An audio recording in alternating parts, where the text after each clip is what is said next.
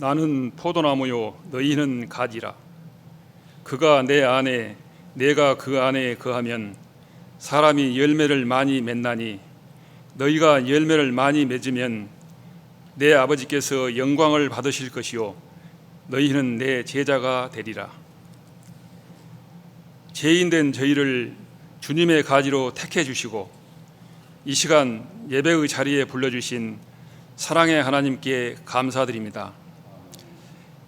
이파리는 자연에 더돌리고 열매는 다른 생명에게 내어주고 서 있는 나무를 보며 생명을 주시기까지 저희를 사랑하시는 주님의 십자가 사랑에 감사드립니다.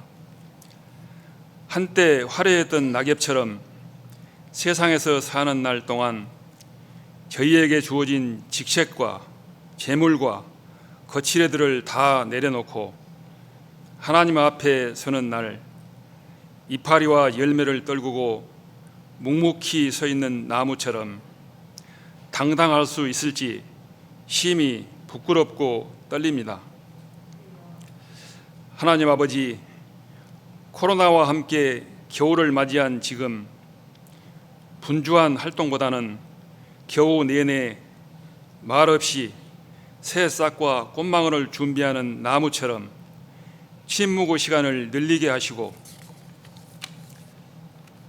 사람과의 비대면을 말씀과 기도로 하나님과의 대면을 늘려감으로 잠잠히 하나님만 바라는 깊고 넓은 성숙한 믿음으로 나아가기를 원합니다. 그러므로 거듭남의 은혜를 체험케 하시고 시시때때 순간순간마다 지속적인 성령님의 인도하심에 순종할 수 있기를 원합니다. 저희의 삶을 하나님 말씀에 비춰 자기 성찰을 게을리하지 않게 하시고 모이는 교회 안에서의 모습과 흩어지는 교회인 삶의 현장에서의 모습이 일치하게 되기를 원합니다. 사랑의 하나님, 저희에게 맡긴 이들과 고통 가운데 있는 이웃을 향한 손길을 내밀어 올 겨울 추위는 더해갈지라도 사랑의 온기로 저희 영혼과 삶이 풍성해지기를 원합니다. 이 예배 가운데 성령님의 충만한 임재를 기원하며 예수 그리스도 이름으로 기도드립니다. 아멘. 하나님의 말씀입니다. 구약성경 호세아 6장 1절부터 3절입니다. 구약성경 1261쪽, 구약성경 1261쪽, 호세아서 6장 1절부터 3절 말씀입니다.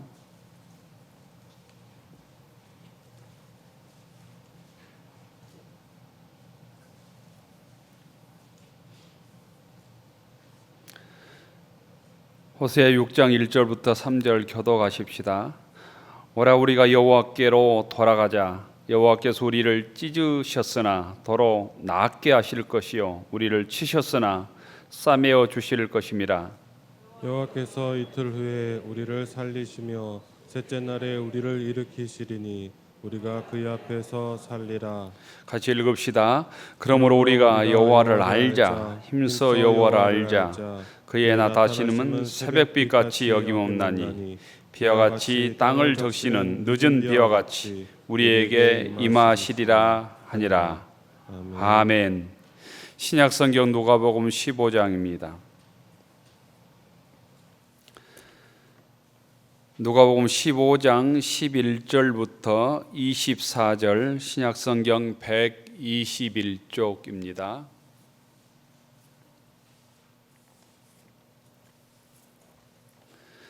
신약성경 121쪽, 누가복음 15장 11절부터 24절까지 교독하겠습니다.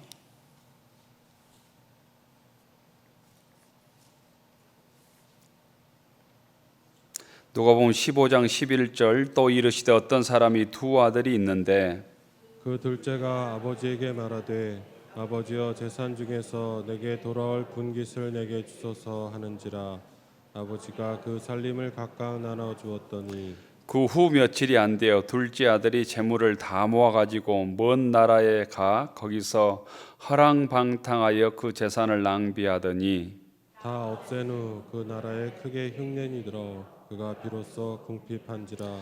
가서 그 나라 백성 중 한 사람에게 붙여 사니 그가 그를 들로 보내어 돼지를 치게 하였는데 그가 돼지 먹는 쥐업 열매로 배를 채우고자 하되 주는 자가 없는지라.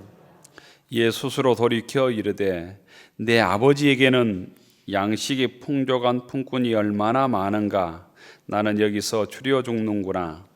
내가 일어나 아버지께 가서 이르기를 아버지가 내가 하늘과 아버지께 죄를 지었사오니 지금부터는 아버지 아들이라 일컬음을 감당하지 못하겠나이다. 나를 품꾼의 하나로 보소서 하리라 하고 이에 일어나서 아버지께로 돌아가니라.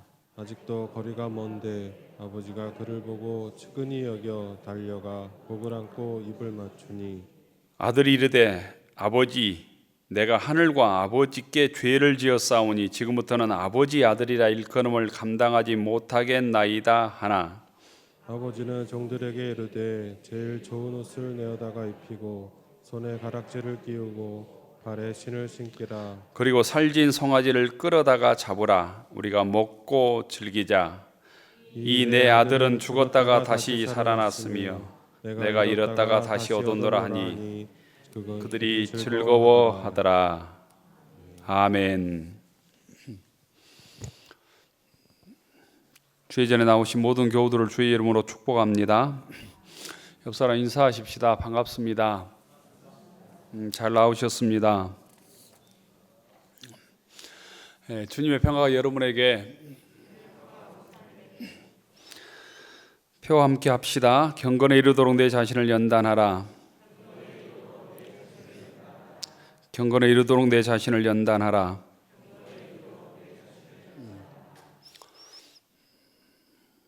불안한 가운데 주의 전에 나오신 교우들께 감사드립니다. 우리들의 삶에 불안과 걱정, 근심과 염려가 일상화된 지 벌써 오래되었습니다. 이 코로나 질병 때문에 어디를 가든지 손을 씻고 마스크를 쓰는 것은 상대에 대한 예의를 넘어서 의무화 되었습니다. 이런 일상화된 삶을 통해서 우리 인간의 한계, 인간의 무능을 절감하는 가운데 주님의 오심을 기다리는 대림절을 맞았습니다. 이 대림절 절기는 예수님의 오심을 기다리는 절기, 곧 성탄을 기다리는 절기입니다. 대림절을 지키게 된 정확한 시기와 이유에 대해서는 역사적으로 정확한 기록이 없습니다. 교회 역사에서 대림절은 507년 루트 공회에서 제정되었습니다. 제정될 때 당시 이 대림절은 성탄절 전에 40일간 지켰다고 합니다. 하지만 9세기부터는 성탄전 4주 동안을 대림절로 지킵니다. 대림절은 주님의 오심을 기다리는 계절이어서 그 기다림을 촛불로 장식하는 경우가 참 많습니다. 모든 기독교인들이 믿음의 불을 밝히고 주님을 기다려야 된다는 의미입니다.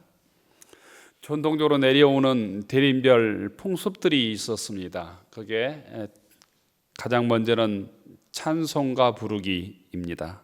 이것이 나중에 곧 성탄 캐롤, 크리스마스 캐롤로 발전하게 되는 것이죠.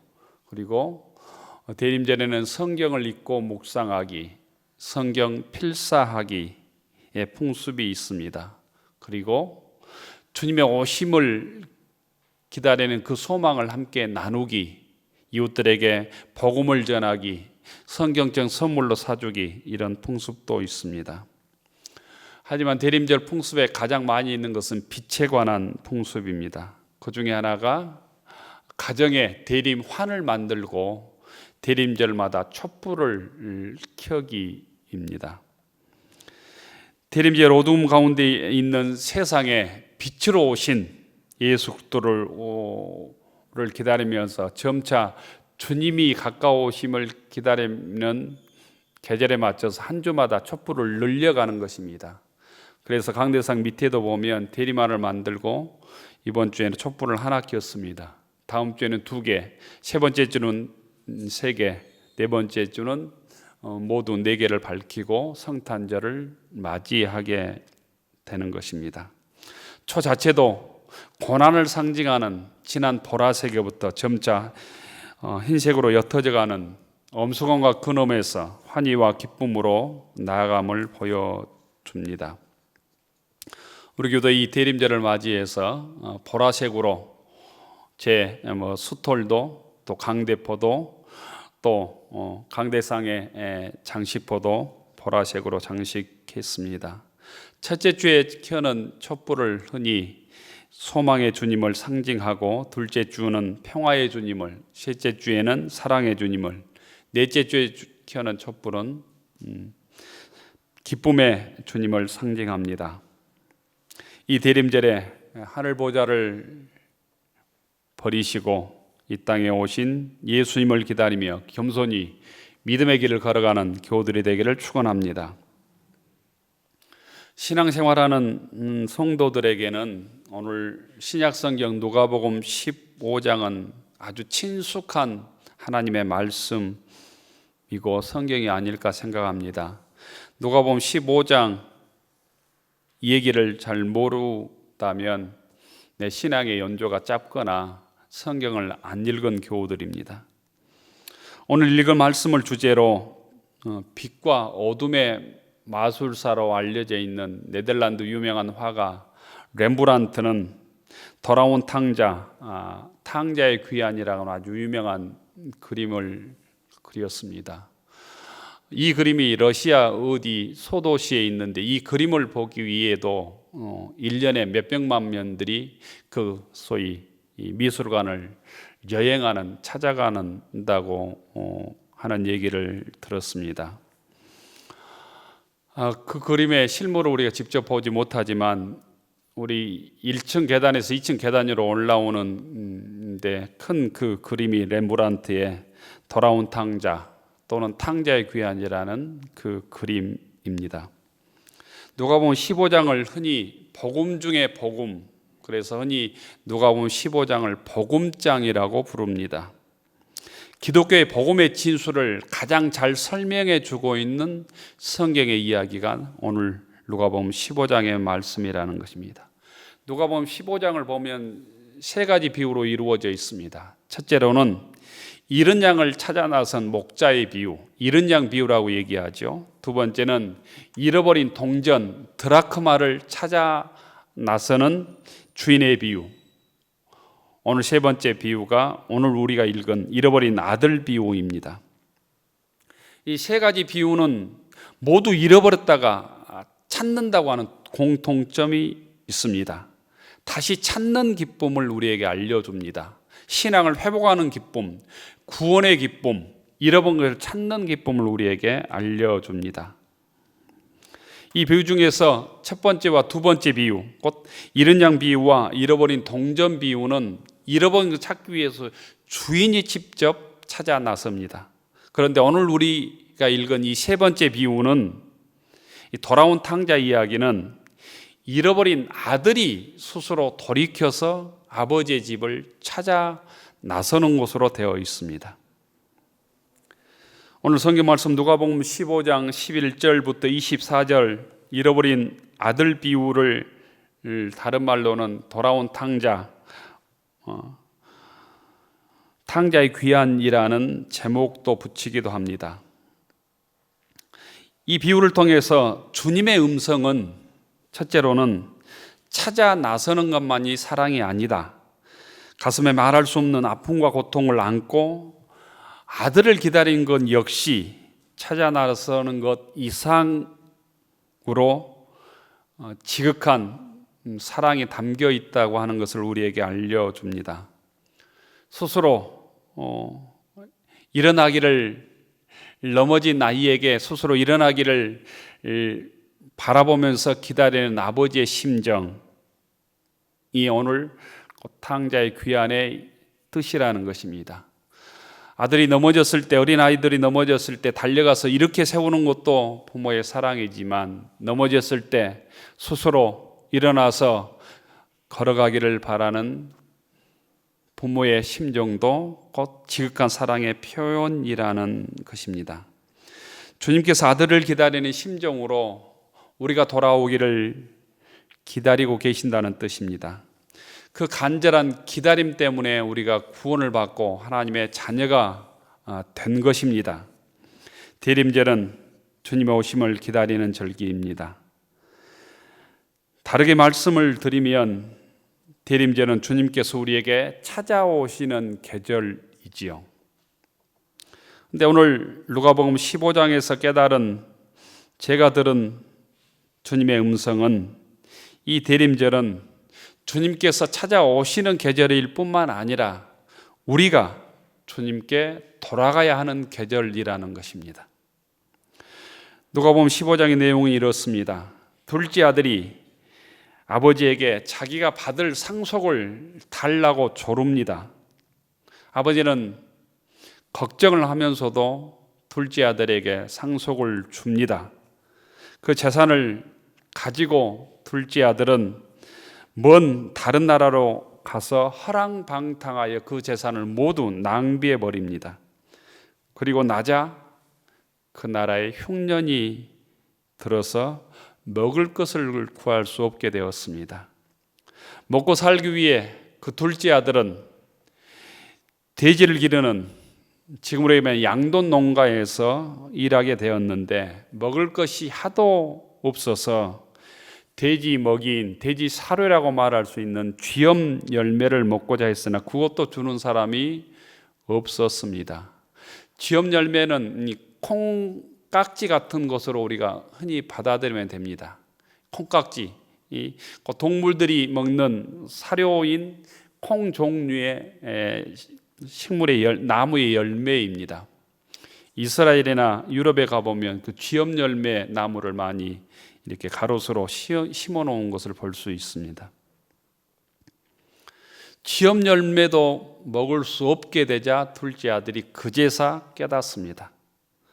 자기가 아버지의 집을 떠나왔음을, 아버지 집에는 양식이 풍족함을, 자기가 아버지 집을 떠나버렸음을, 그리고 돌이켜서 아버지 집으로 결단하고 돌아갑니다. 오늘 주의 말씀을 나누는데 핵심이 되는 말씀이 오늘 누가복음 15장 17절 말씀입니다. 17절을 한번 다시 읽어보십시다. 다 함께 시작. 이에 스스로 돌이켜 내 아버지에게는 양식이 풍족한 품꾼이 얼마나 많은가. 나는 여기서 추려 죽는구나. 이에 스스로 돌이켜. 누가 말해주지 않았어도 배가 고프니까 스스로 돌이켰다라는 거예요. 공동 번역에는 이제야, 먹을 것이 없게 되자 이제야 제 정신이 들었다, 이렇게 번역을 하고 있고, 새 번역에는 그제서야 그는 제 정신이 들었다, 이렇게 표현하고 있습니다. 영어 성경에는 자기 자신에게로 돌아왔다, 이런 뜻으로 번역하고 있습니다. 어떤 번역이든지 성경 말씀은, 오늘 성경 말씀은 인간의 비극이 어디에서 시작되고 있는지를 분명하게 우리에게 알려줍니다. 인간의 비극은 아버지 집을 떠난 데서부터 시작된다는 거예요. 인간의 비극, 우리들의 비극은 이 탕자뿐만 아니라 오늘 우리에게도 아버지의 품을 떠난 데서부터 시작된다고 하는 것을 정확하게 알려줍니다. 아버지 집을 떠난 순간 허랑방탕한 삶을 살게 됩니다. 자기의 마음대로 살게 됩니다.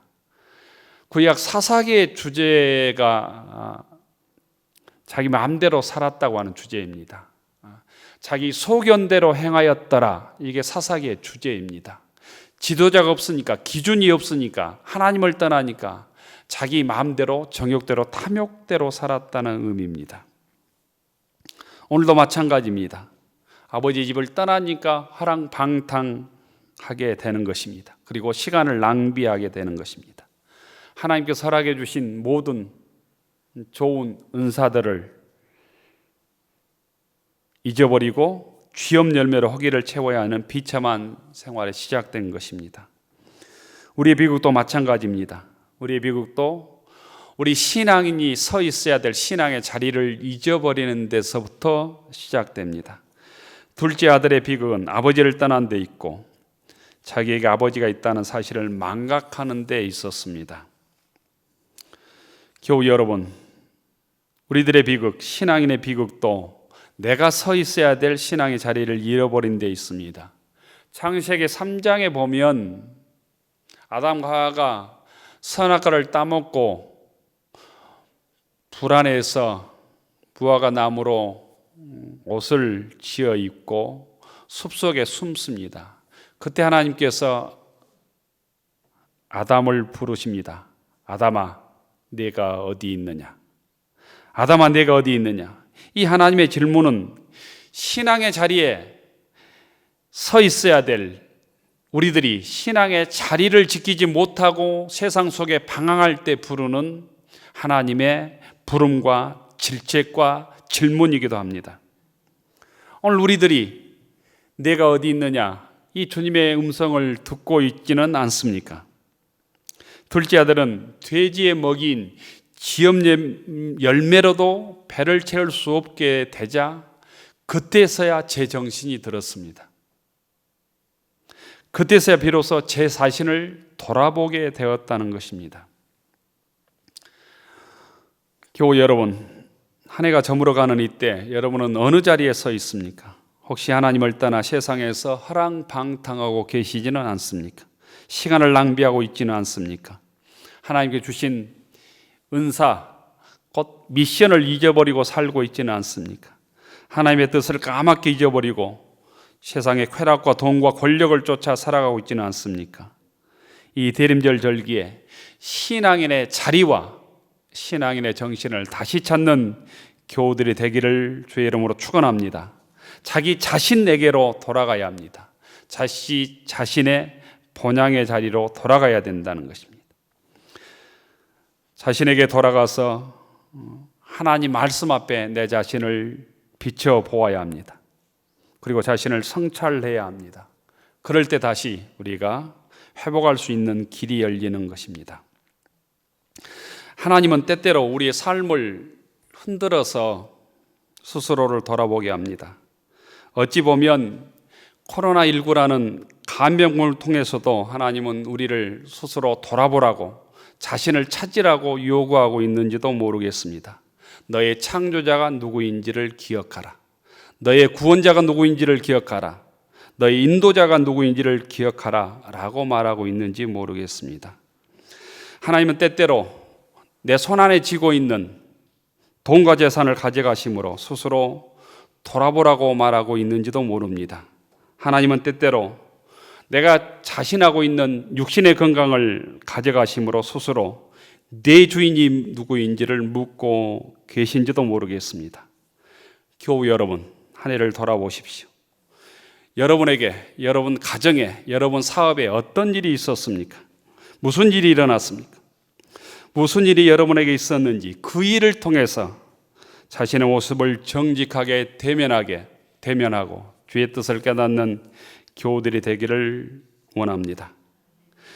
하나님께서는 우리의 약함을 통해서, 우리의 질병을 통해서, 우리의 실패를 통해서, 또 흐르는 2020년의 이 시간을 통해서 우리를 스스로 보게 합니다.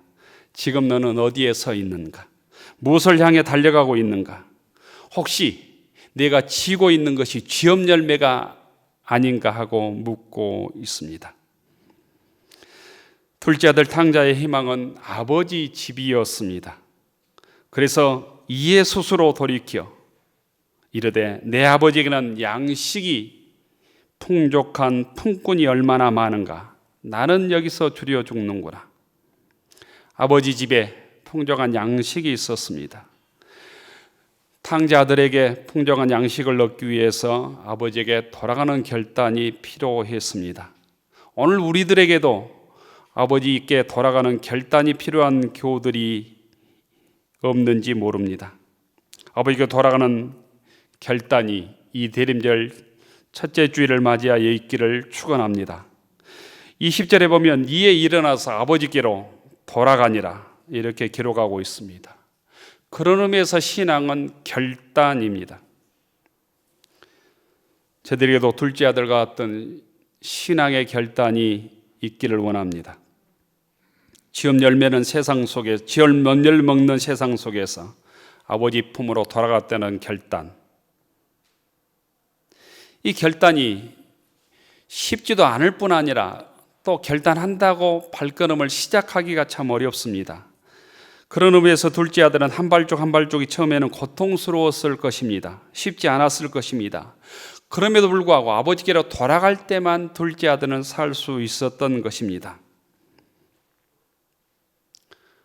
아버지는 둘째 아들을 보는 순간 달려와서 목을 안고 입을 맞춥니다. 20절에 보면 아직도 거리가 먼데 아버지가 그를 보고 측은히 여기에 달려와 목을 안고 입을 맞추었다고 얘기합니다.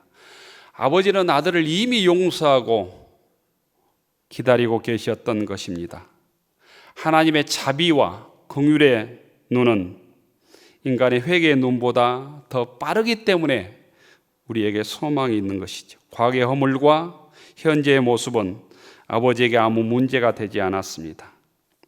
하나님 아버지의 용서에는 조건이 없었다는 의미입니다. 아버지는 아들에게 좋은 옷을 입힙니다. 그것은 이전의 과거를, 돼지우리에서 들어진 과거를 묻지 않겠다는 것입니다. 손에 가락지를 끼웁니다. 그것은 아들과 새로운 계약을 맺었다는 것입니다. 발에 신을 신도록 합니다. 새로운 출발을 약속하신 것입니다. 그리고 기쁨으로 잔치를 베풀며 외칩니다. 네 아들이 죽었다가 다시 살아났으며 잃었다가 다시 얻었다고. 그리고 먹고 마시고 즐기자고 잔치를 엽니다. 대림절이란 주님의 오심을 기다리는 절기입니다. 또한 대림절은 우리가 주님께로 돌아가는 절기입니다. 올 한 해 주의 몸된 교회를 떠난 교우들이 우리 주변에 있을 것입니다. 올 한 해 또한 하나님의 집을 나간 교우들도 있을 것 같습니다. 혹시 내가 아버지의 집을 떠나서 돼지우리에서 쥐엄 열매로 먹거리를 채우고 있지는 않는지, 돼지우리에서 헤매고 있지는 않는지 돌아보아야 합니다. 돼지우리의 삶을 후루를 털어내고 주님께로 돌아가야 합니다. 우리를 기다리다 못하여 주님께서는 직접 우리에게 찾아오시고 계십니다. 그 사상 때문에 우리의 믿음은 다시 회복되고 다시 뜨거워지고 다시 주님께 부름받을 수 있는 것입니다. 구약성경 호세아 6장 1절부터 3절을 읽었습니다. 1절을 보면 우리가 여호와께로 돌아가자. 여호와께서 우리를 찢으셨으나 도로 낫게 하실 것이요 우리를 치셨으나 싸매어 주실 것임이라고 말씀합니다. 3절에 보면 여호와를 힘써 알라고 얘기합니다. 그러므로 우리가 여호와를 힘써 알자, 힘써 여호와를 알자고 얘기합니다. 이 말은 하나님의 인자심을 알라라는 것입니다. 하나님의 사랑을 깨달으라는 것입니다. 하나님께서 주님의 사랑으로 낫게 하시고 싸매 주실 것이라는 것입니다. 그 사랑이 하나님께 돌아가는 것이 우리가 회복되는 길이고 거듭나는 일이며 승리하고 복을 받는 길임을 확신할 수 있기를 원합니다. 하나님을 떠난 자들에게는 참 만족이 있을 수 없습니다. 참 기쁨이 있을 수 없습니다. 참 안식이 있을 수 없습니다. 2020년 대림절을 맞이하여 다시 하나님께 돌아가서 주님의 품에 안겨서 먹고 마시고 즐기고 하나님께 영광 돌리는 무진교회 교우들이 되기를 주의 이름으로 축원합니다. 기도 올리십시다. 좋으신 하나님, 저희들이 다시 하나님께 돌아가게 하옵소서. 그 사랑에 잇대어 돼지우리에서 헤매고 있는 발걸음을 돌이키게 하옵소서. 부끄러운 모습 그대로 주님께 나아가게 하옵소서. 실패한 모습 그대로 나아가게 하옵소서. 약하고 병든 모습 그대로 나아가게 하옵소서. 주님께서 우리를 안으시고 싸매시고 치료하시며 회복시켜 주실 것을 굳게 믿고 그 사랑을 확신하며 나아가 회복되고 거듭나여 하나님께 쓰임받는 무진교회 교우들이 되게 하옵소서. 예수님 이름으로 기도 올리옵나이다. 아멘. 하늘 우러러 축원하옵나니 이제는 낮고 낮은 이 땅에 찾아오시는 예수 그리스도의 은혜와 독생 성자를 이 땅에 보내주신 하나님 아버지의 극진하신 사랑하심과 우리 함께 하시며 우리를 도우시는 성령님의 감동 감화 역사하심이 주의 오심을 기다리는 대림절기에 탕자의 삶을 중단하고 하나님 아버지께 돌아가기로 결단하며 아버지 입에서 영원히 살아가기로 다짐하는 교우들 머리 위에, 우리의 가정과 일터 위에, 우리의 자녀들 위에, 이번 주에 수능에 임할 믿음의 가족들의 자녀들 위에, 또 군입대 입대하는 우리 하람의 앞길 위에 이제로부터 영원까지 함께하여 주시기를 간절히 축원하옵나이다. 아멘.